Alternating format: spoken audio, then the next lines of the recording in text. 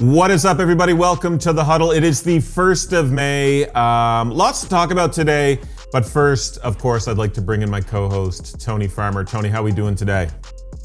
I'm doing good, man. I'm excited. This is my last episode in the current studio that I'm in, and it's not going to look any different to viewers in the future. But for me personally, just having a bigger space and being more comfortable, I'm very excited about this shift. So that I'm excited about. NFL draft just wrapped up. We got NBA, NHL playoffs going on, so it's a good time to be alive and be a sports bettor and to be a sports fan. So lots of positives right now. Yeah, certainly is lots of positives and lots to talk about, like you said. I do want to start there with the NFL draft. We had a bit of a preview on last week's show about some big picks, all sorts of stuff. But I want to do a bit of a reaction here. But the first item I have for you, Tony, the crowd that we actually saw for this draft was absolutely insane. Something like 750,000 people. Should we just hold the draft in Detroit every year or what? I don't think that's a bad idea. Let's give Detroit something. Like, in all seriousness, that city has struggled outside of sports, right? We had like the lead in the pipe thing that I think is maybe still going on. I'm not sure. You got unemployment issues there in Detroit, the decline of the auto industry. Like, that city has been through a lot. And you kind of saw the draft in a way kind of galvanize the city. At least that's the way that it looked on TV. And people kind of rallied around it. So yeah, that's got my vote. Let's keep it in Detroit. It's a big deal to them. I don't know about you, Andrew. For me, the draft is not on my list of like sports events that I want to go see. Like, maybe if the 49ers had the number one pick and like you weren't sure who they were going to pick, like with that slot, maybe you could get me to go to the draft. But the idea of sitting around and waiting hours for your team to get on the clock doesn't really excite me. So it's not my thing. But the city of Detroit was into it, so good for them. I will say this, though, Andrew. The Eminem thing is getting a little overdone.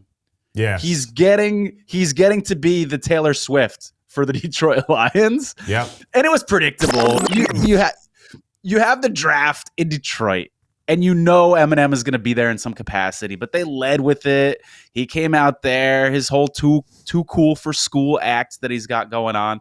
And Eminem is just growing on me. And I got to ask you this, Andrew. In this day and age, when we have like cancel culture where people like will dig up a tweet from 5 years ago when you were in college and you've got to answer questions and maybe lose your job for it and things like that.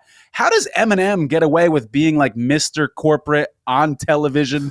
That dude had some pretty controversial lyrics back in the day. Like, you know, dragging your deceased wife through the forest and sexually assaulting family members, some pretty grotesque things. And I guess you just do a duet with Elton John and cancel culture doesn't bother you anymore and gets off your back and you don't have to worry about answering those questions anymore, I guess.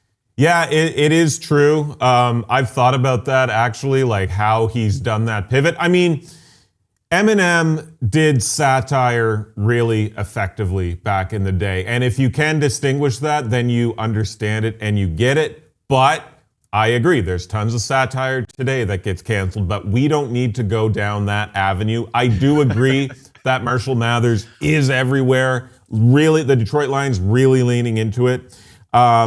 I will say, though, I do agree the NFL draft is not one of those events that I'd be like, oh, man, I got to go. But I also wonder what they do behind the scenes, like some of the stuff that we don't see at a draft that might be, you know, crowd friendly and like things to do, like food to eat, things to drink, that sort of thing. So, you know, seeing what happened in Detroit during this year's NFL draft certainly piqued my interest. There's got to be something there. There's got to be something that's getting damn near 1 million people to go to this. And like you said, sort of sit through pick after pick after pick. But it's very, very interesting. Maybe it's slightly moving up on my hierarchy of sporting events to attend. We'll see. I do want to talk about the draft, though, Tony, and your thoughts. So first and foremost, as a Niners fan, what is your reaction to what our team did? Not just with that late first round pick, but, you know, throughout the draft. I like that they drafted an offensive lineman in the 3rd round. I like that he's got versatility. He can play a bunch of different positions. I wish they would have drafted an offensive lineman a little bit sooner. Real quick, you mentioned that Pearsall selection in the 1st round. That is really growing on me. The more that I read about him, and did you see CJ Stroud's reaction to Pearsall? Yes. I have the utmost respect for Stroud. So when he reacted to that pick, like, oh no, Ricky Pearsall is the real deal, that made me feel a lot better about it. But then going through the draft, you pick up a safety late that adds some depth to that position there. I still like, if it was me and I was drafting, like I would have liked to see a tight end drafted like a little bit early, like sooner, like 4th, 5th round, and address that need. Defensive line, as much of a strength as it's been for the 49ers, I'm a little bit worried about the interior of the defensive line. And so, especially depth-wise. So I would have liked to see that addressed too. But this is kind of what the 49ers do. They're really one of these teams that are big on like best player available as opposed to drafting for need. And so in that way, it was kind of predictable, but I would have liked to see some more guys in the trenches on both sides of the ball. So yeah, I spent the following day, the Friday, watching Pearsall highlights, which is a bad thing to do because all you're getting is the good stuff that he's done, all the highlight reel catches. And dude, I got so excited about that pick. And I know a ton of like NFL writers and like mock drafts, they had him, I don't know, 10 to 15 down the wide receiver depth chart. And this draft was certainly wide receiver heavy. A lot of people saying maybe they reached. I'm kind of excited about it. The way that Ayuk responded, apparently he texted Lynch and maybe Shanahan and said, I can't lie, that's a fire pick. That gets me excited about it.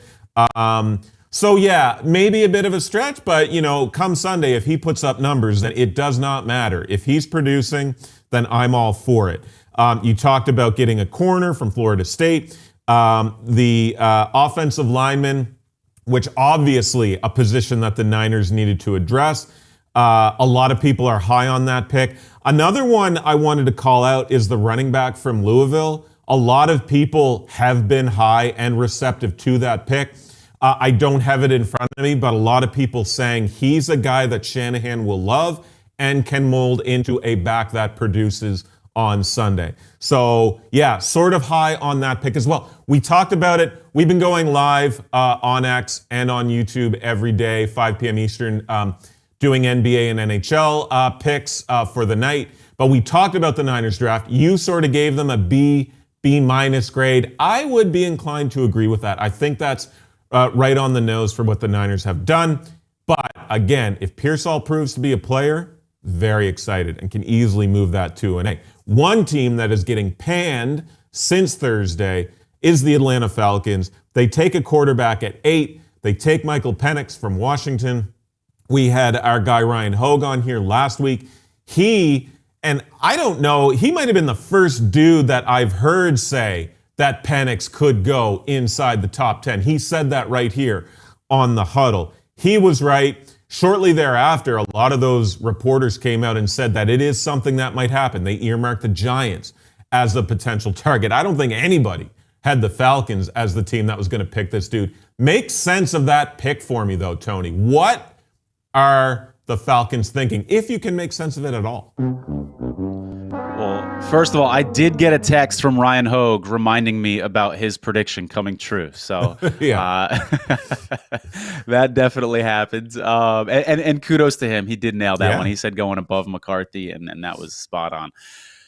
The Penix to the Falcons thing, Andrew, I really think it's kind of indefensible. Like, it's tough to defend, but I'll try to get into the mind of the Falcons and their GM in this situation. When you're in a relationship with someone and you have a breakup, and maybe the reason you broke up was because you could never agree on the restaurant that you wanted to go to, and it was really annoying, right? Then when you meet someone and it's really easy to decide what restaurant you want to go to, you kind of attach to that person, to that idea, and you might overlook some other things, right? Because you're so excited, it's so refreshing, and you overcompensate. I think the Falcons overcompensated from some trauma that they have around losing Matt Ryan and struggling to find a new quarterback. It was a tough couple years without Matt Ryan. They had this consistency. They had this dependability because not only did they have Matt Ryan for so long, he was a durable quarterback. They never had to worry about the position. And then for a couple years, it's like, oh crap, who's our quarterback? We're doing all these quarterback, tests and experiments, Desmond Ridder, et cetera. You can go down the line. And I think at some point, their brains just snapped and like, oh, never again. Like, this isn't happening again. We are always going to plan ahead and have a backup plan for our quarterback when they start to age. So you bring in Kirk Cousins, who is in his late 30s. Yeah. And I think they were a little too eager to correct that mistake from the past. That psychologically is what I think happened in Atlanta, but it doesn't justify the move because their fans want to win now. Their fans finally got that quarterback. And not only did they not take a position of need that could have helped them win now and make a deep playoff run, maybe even Super Bowl run, right? But there were pieces available, like really damn good wide receivers available when they picked, or even the best defensive players. Your pick of the litter for defensive players in the draft at that spot where they were picking at 8. So that is tough to swallow for Falcons fans. So I get the frustration there. If you are the Falcons GM, what are you taking there at 8? Because I'm yelling at the TV when I'm watching that. Rome Odunze is right there. You have a potential game-breaking wide receiver that you can add to your wide receiver depth chart. What are you doing, Tony, if you're the Falcons GM? Yeah, I think Odunze is a great pick. Kirk Cousins would be smiling like crazy to get that. But I mean, how about any of those like good defensive backs that were still in the draft? Whatever your favorite pass rusher is at that spot, like anything besides what they did, like that was just questionable, man. Highly, highly questionable. Very bizarre. We wanted chaos, and we certainly got it. I want to talk about some of the teams that, you think potentially had, the best drafts from rounds 1 through 7. I do want to talk about the Giants, though. I love the fact that they took Neighbors. Speaking of wide receiver highlight reels, this dude's is absolutely insane. But did the Giants screw up by not addressing the quarterback position? That's a tough one because I have got no faith in Daniel Jones. And you could put together a really good argument for, hey, that's a quarterback-heavy draft. A lot of people are seeing first-round quarterbacks go in the top 10. You're in the right position. Now is your time, Giants. Now is your time to replace Daniel Jones. But at the same time, let's review here. I got some notes on the Giants receivers from last year. Wan'Dale Robinson and Darius Slayton are your top wide receivers. Saquon Barkley led the team with receiving touchdowns with 4 last year. He was tied with a receiver. It was with Slayton. But when your running back is leading your team, your running back who's not even on the team anymore is leading your team in receiving touchdowns, that is obviously a position that needs to be addressed as well. So I will say this. As much as I don't like Daniel Jones, the Giants actually had more of a need at wide receiver. They really did. It's just a matter of, okay, do you think they're going to be able to get a quarterback in next year's draft, wherever they happen to be picking, 14, 15, whatever? They may have missed their window for a quarterback, and that could look bad a couple years from now if some of these guys pan out. But I get it. They had an enormous need at wide receiver. Yeah, by all accounts, next year's QB draft class, not the best. So maybe it'll be a 2-year thing for the Giants. Who knows?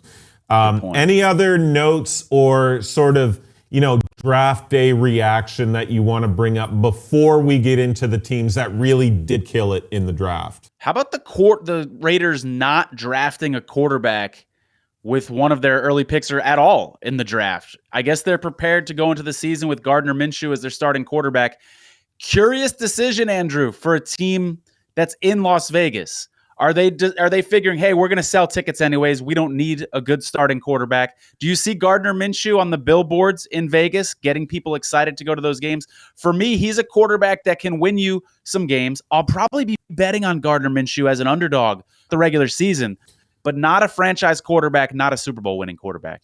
No, I think they're playing the patient game. I do think Minshew has marketability, like, that whole Minshew mania thing.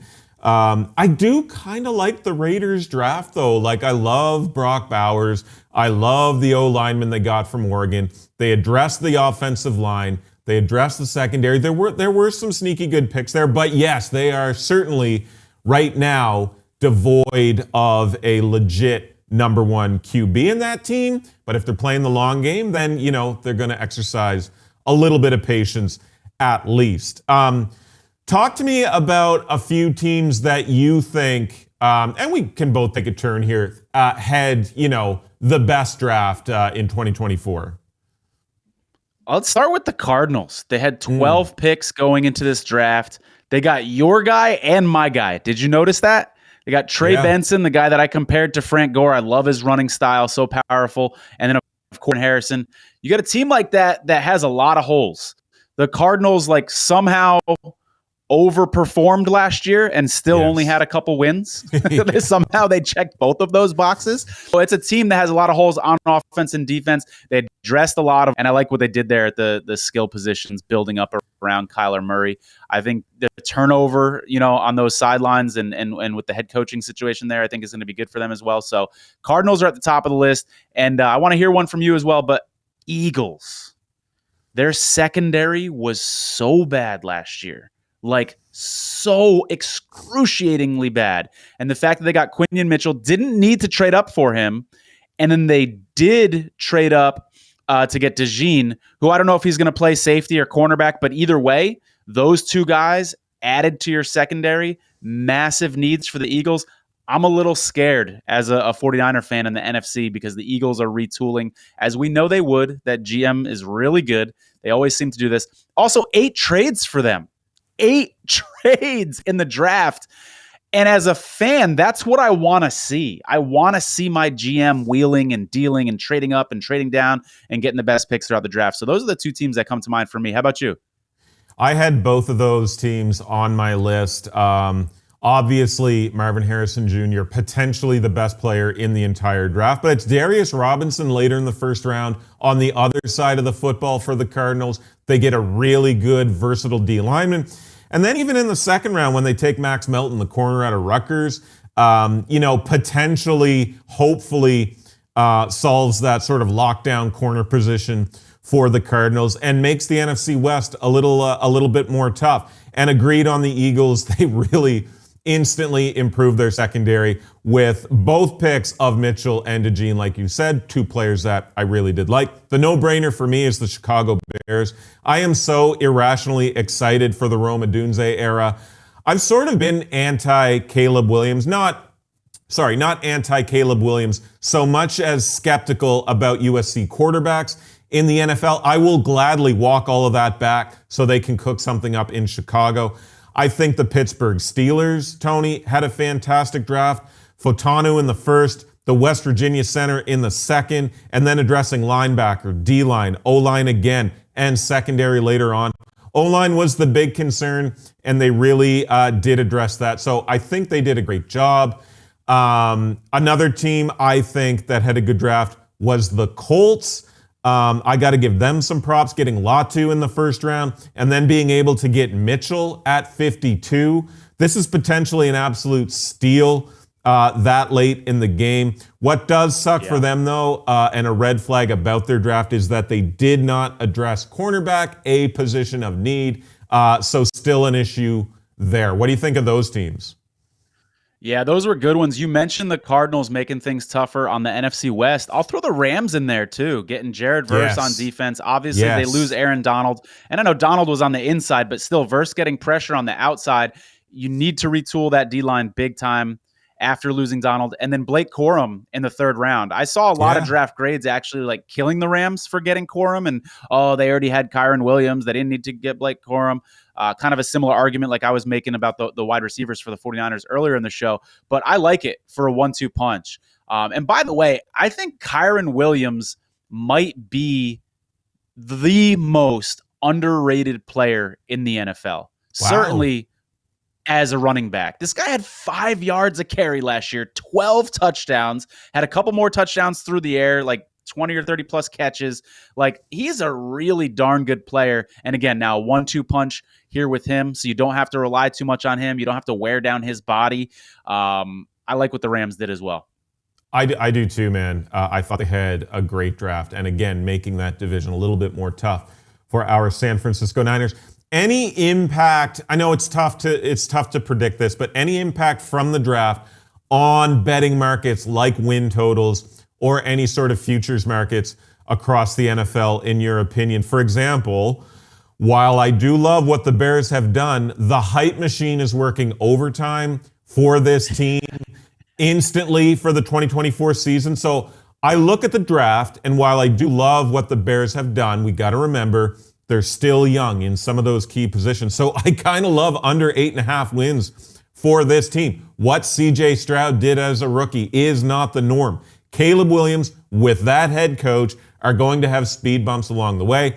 The Bears are incredibly, overhyped right now. Under 8.5 is my first reaction from the draft. Yeah, as much as we love the Texans, would you agree the Bears and Texans are probably going to be the two most hyped teams big time coming into the season? Yes. I think that's the case. You asked about the season win total market. I haven't looked at it in the last couple days, but I did look at it the couple days immediately after the draft, and there was hardly any movement. Like, I was struggling to find any movement whatsoever. But that's a good thing as a bettor, because you're like, well, the sports books aren't adjusting, but there were significant changes made to these rosters. And so some of these teams, like we highlighted, Colts, Rams, Eagles, etc., are certainly worth a look at the overs just based off them. Cardinals over 6.5 minus 140. Are you buying or selling that? That's a lot, Yeah. Buying that, and I know this is kind of a cheesy reminder, but we've had an extra game on these NFL schedules the last couple of years. So people that have been betting for a while, or maybe you took a couple of years off from betting, that is a big difference in these season win total markets, knowing that you've got an extra game on the schedule. That one feels really achievable for again, they overachieved with a bad roster last year. I think they're going to have a better roster this year. And let's give Jonathan Gannon some credit, myself included. I was one of the people ripping this guy because he sounded like a cornball in some of his interactions, some of these reels that you saw on YouTube and stuff. He sounded so cheesy, and I'm starting to like this guy. Like, in terms of being a quality NFL head coach, I was really impressed with the way the Cardinals last year. A lot of times you have a losing team as a sports writer, you have nothing to write about.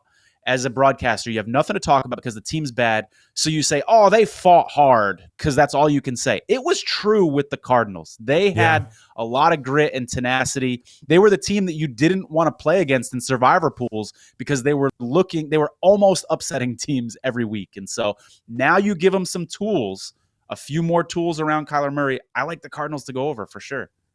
I can't disagree with anything you say, and my hands up as well. I was on the same boat as you were with that team, with that head coach. The feelings of, this guy is cringy, he's corny, but here we are, man, 1 year later, and there's a little bit of a good team being built there in the desert.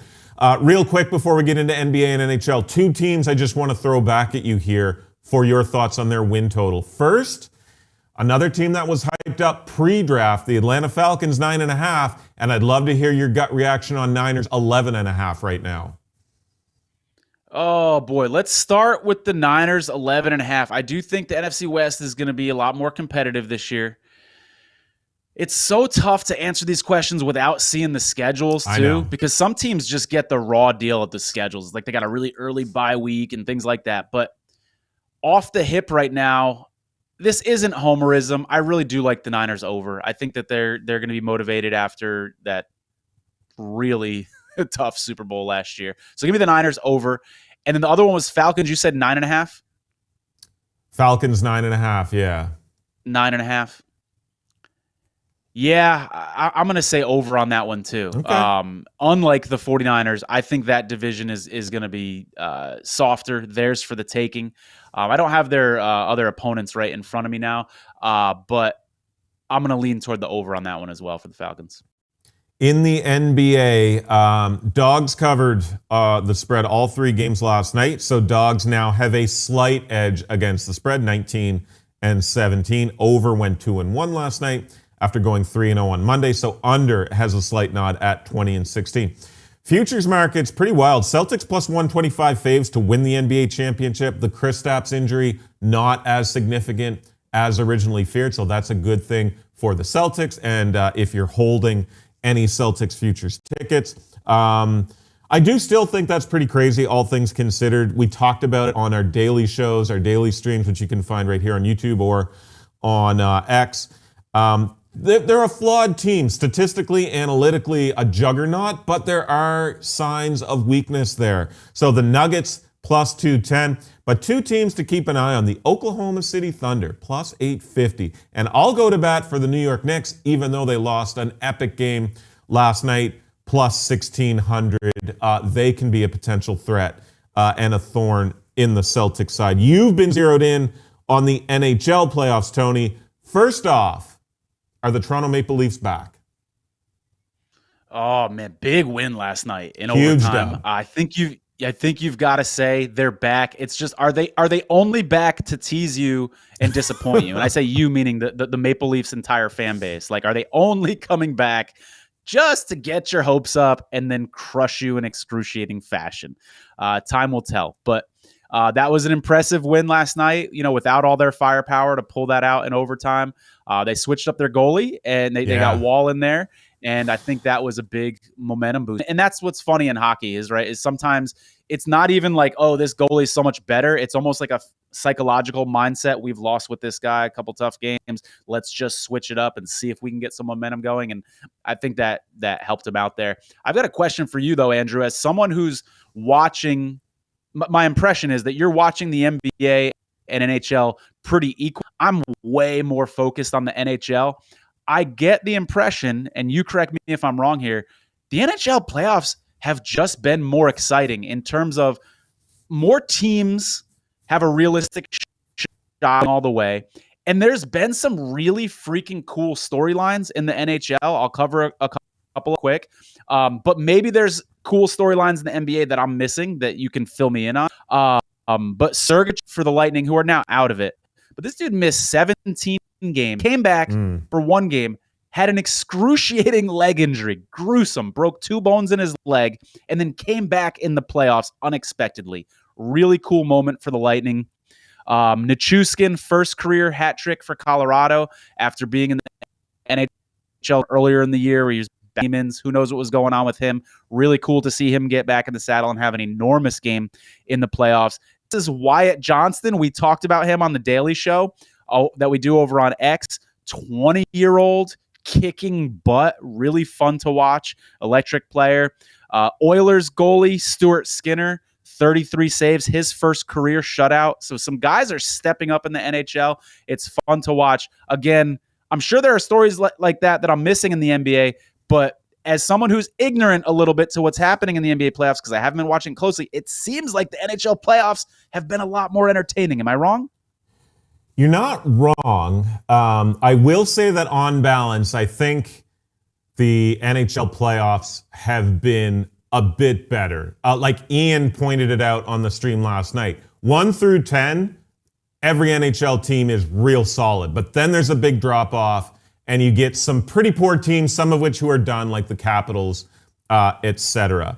But I will say this. That Knicks-Sixers game last night in Madison Square Garden, Tyrese Maxey having an incredible night, hitting a late three-pointer from the goddamn logo to force overtime and the Sixers ultimately win. When playoff basketball is at that level and you have a Maxey and you have a Jalen Brunson both hitting big shots, coming up clutch, I think playoff basketball can be the best. But on balance, I don't think anything's touching the NHL playoffs. And we've seen incredible moments like that Predators-Canucks Game 4 was insane. What happened at the end of regulation and then in overtime. Now we get the Leafs clawing their way back into the series. Maybe. So flipping from that Knicks Sixers game to then seeing overtime and that early save that Wall made in overtime, and you had to believe, oh my God, the Leafs are going to win this thing, and sure enough, they did. So I will say, on balance, on the whole, NHL, more bang for the buck. But when you get a night like last night in that Knicks Sixers game at MSG, it is tough to beat. And I will say, that's sorry, a good go ahead. point. We got a lot more playoffs to go here. So, that's the fun part. Buckle up. Yep.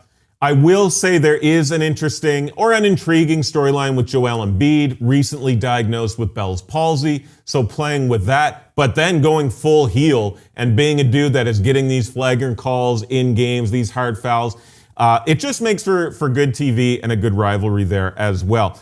You talked about some of these teams, a lot more competitiveness in the NHL side of things. So the futures board right now, Canes are the faves at plus 425. The Oilers right behind them at plus 450. The Panthers right behind them at plus 475. The Avs right behind them at plus 550. A testament to how wide open the Stanley Cup race is. Any thoughts in that Stanley Cup futures board?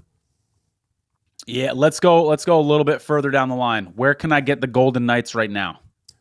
The Golden Knights? That in front of you. Last I saw, it was 17-1. Last I saw, and I suspect it's even better odds than that right now. 18-1 at my book. Yeah. That's something worth a look. I know the momentum right now. Dallas has all the momentum, and to start the series, I was on Dallas. In the last two games, Dallas looks like the better team, but just with what the Golden Knights have done previous playoffs, I like this team to come back at those numbers. Maybe I'm being stubborn. Maybe I'm digging my hole deeper because I bet him at plus 750, and I'm like, well, now I'm getting twice as good odds. But it almost seems like good fortune that I can get a much better number for people that didn't previously bet it. That seems juicy. I just think whoever wins that series is going to the finals. Yeah, Stars or the Knights. Either of those two teams are powerhouses. It's kind of in a way, it's a bummer that they're meeting in the first round. But yeah, I still like the Golden Knights, especially at that number there.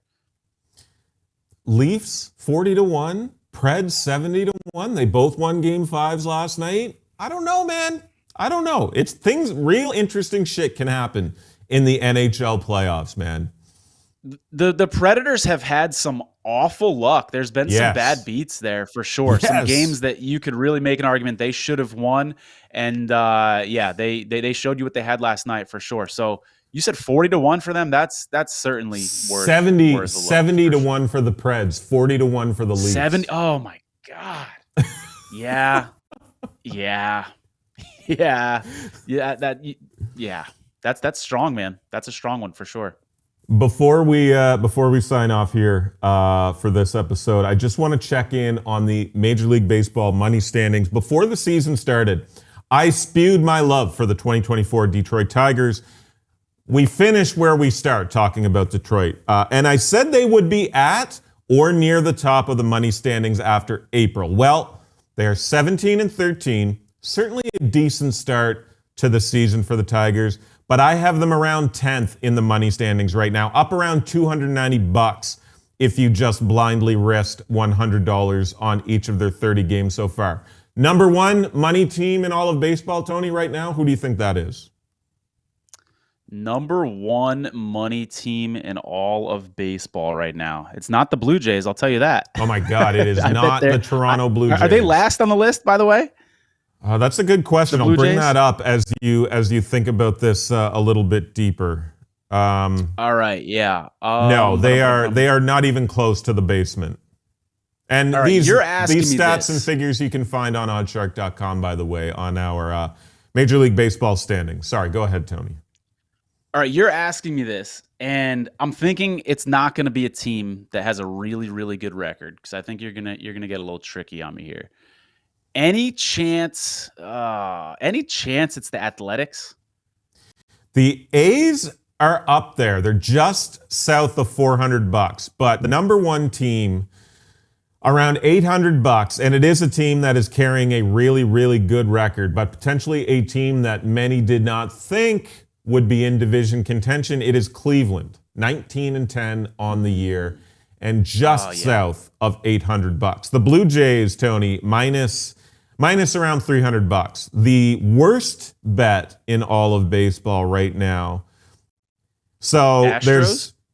there's a two-way tie. It's the Miami Marlins and it's the Chicago White Sox, both around minus $1,500 if you blindly bet $100 on each of their games.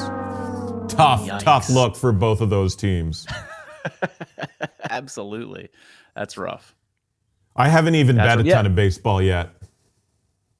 I haven't. I mean, we talked about the NHL and NBA playoffs. NHL playoffs really capture my attention. We just got done with the draft. I like to wait things out a little bit for MLB because when you're looking at a lot of these stats and analytics, you want larger sample sizes for this season. So I tend to start slowly on my MLB betting as the season goes along. But in the next couple of weeks, we'll be jumping into MLB for sure. Yeah, there's plenty of days come summer where there's nothing else on the board but Major League Baseball, and we will dive headfirst when that time comes. That's all we got for you today. Reminder, we go live every Monday through Friday, 5 p.m. Eastern for NBA and NHL talk, whichever games are on the board that given night. Light word today, we've got Frank Schwab from Yahoo hopping on. 2 games in the NBA, 2 games in the NHL. So join us on Twitter or YouTube for those. Whatever you find, folks, do with your bets. Best of luck. Thanks for watching. We'll check you next week right here on The Huddle.